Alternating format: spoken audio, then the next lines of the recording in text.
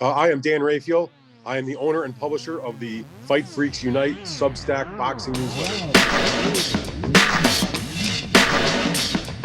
Demetrius Andrade is number one. He's one of the best fighters in boxing. An undefeated WBO middleweight champion, former junior middleweight champion, United States Olympian, former world amateur champion, a very dangerous, slick, excellent fighter. There's a reason why he hasn't been able to get big fights, because a lot of guys just don't want to fight him. He's dangerous. He brings a lot of danger to those fights because of his skills, because of his defensive ability, because of his southpaw stance. And you combine that with the fact that he's never been a giant, fan-friendly, big ticket-selling guy that brought a tremendous amount of money to the table. You know, guys, they don't necessarily go looking his way, that they decide they want to look other directions. I mean, Demetrius Andrade's a guy that's been ready, willing, and able to fight, any of these top names. Of course, he would have liked to fight Canelo Alvarez. There were conversations about him and Charlo. Hasn't worked out. When it comes to whether Jason Quigley is being underestimated, I don't think so, because he's a big underdog. And all due respect to Jason, I know Jason. I've enjoyed watching him fight. I've covered his career. He's a very good fighter, but I think it's understandable why people would look and see that why he's the underdog. First of all, he doesn't have the caliber of professional experience, and even though Demetrius's resume is maybe not the greatest compared to some other champions, Quigley's resume is pretty light. Let's be honest. So they view him as an underdog. They view, I think, Demetrius as a multi-dimensional fighter that can do a lot of different things offensively and defensively, with the experience, with the skills, with the defense. Whereas Jason, although a very good fighter and, an exciting fighter, frankly, maybe isn't at that same level of the skills, or maybe not nearly as diverse as Demetrius Andrade is. And so therefore they view him as the big underdog. But Jason Quigley's no joke. He's a hardworking guy. He's a good offensive fighter. I think he takes a pretty good punch. He delivers a pretty good punch.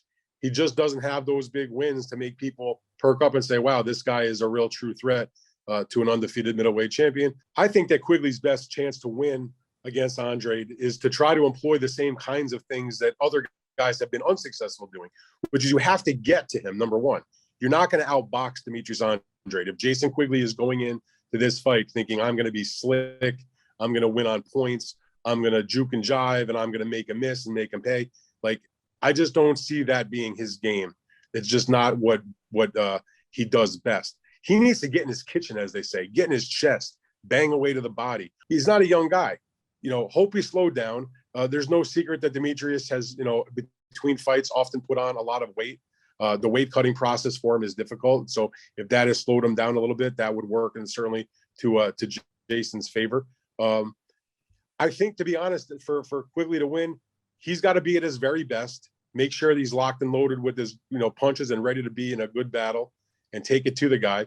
And also at the same time, hope that Demetrius may be overlooking him a little bit and maybe not at his best mentally or physically, that maybe the weight cut process was really difficult. And, when Demetrius may come down a little bit and Quigley can rise a little bit, it closes the gap in the difference in their talents. And that would probably be the best way for Jason to win. I have a hard time picking against Demetrius Andrade in this fight. I certainly, like I said earlier, I have all the respect for Jason Quigley, a very good fighter and a good guy. I just feel like Demetrius Andrade, in terms of his pure talent, also a good guy and a hell of a fighter. His pure talent, I think, is just a level above Quigley's. It's not that Quigley can't win. It's just that Demetrius Andrade is so more versatile in what he can do, in the way that he boxes. And I think he's had a little bit of an underrated offense. People complain that maybe he's boring, he doesn't score a lot of knockouts, but the reality is he has had some recent stoppages, and he also has scored, even if not knockouts, a lot of knockdowns. Go through his last several fights, he's knocked down, like when he won the WBO middleweight belt against Walter Konondakwa, he won a shutout decision in a obviously a one-sided fight, but he scored like 4 knockdowns. When he defeated Selesky, he knocked him down. He stopped other fighters, so offensively, he's maybe a little underrated. Defensively, he's outstanding. I just think that the mixture of those two is going to make it really tough for Quigley. And I think that think Andrade, frankly, if he's on his game, I think he can stop Jason late in the fight.